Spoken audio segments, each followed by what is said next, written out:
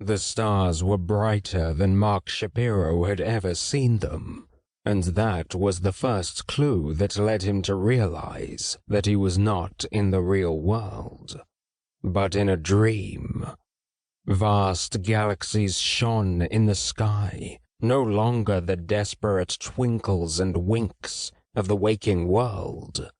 They were brightly burning behemoths, a blanket of stars interconnected by the fates.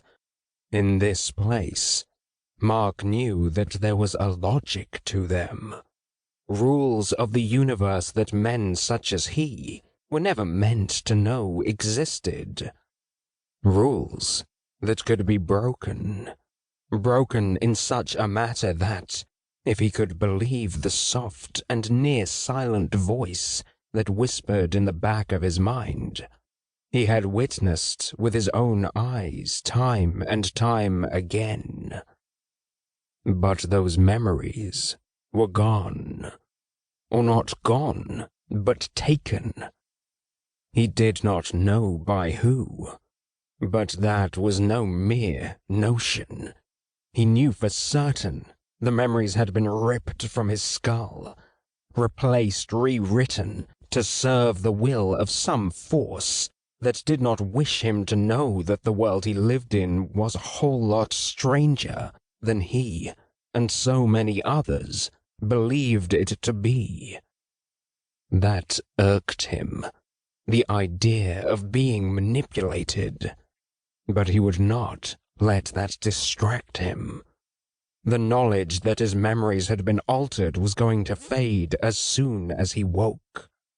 The anger, however, would remain, getting greater and greater with every night that passed, every dream that came. Mark cast his mind in another direction, redirected his focus. He wanted to make the most of his time within this place of dreams, the dream realm, as the Whispers called it. Because within this place, beyond the restrictions of his real life in the real world, the natural world, the rules did not apply.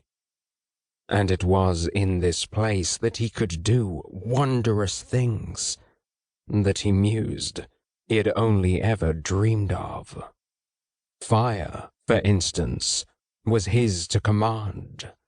It obeyed his every whim, danced and weaved through the air, as if it were just another limb that he operated. He could make it twist and turn, shape it and control the density and heat it would make, and with the change in temperature came a change in color. He threw his hands into the air and created a rainbow serpent that arced across the sky.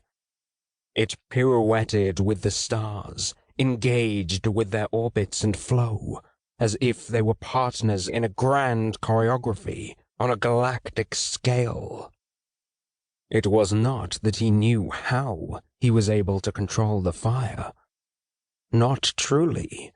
It was not his understanding that gave him this gift within the dream realm.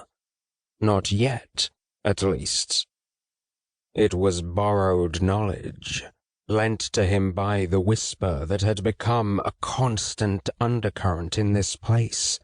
Its voice rippled through him, its words vibrating in and around every cell of his being.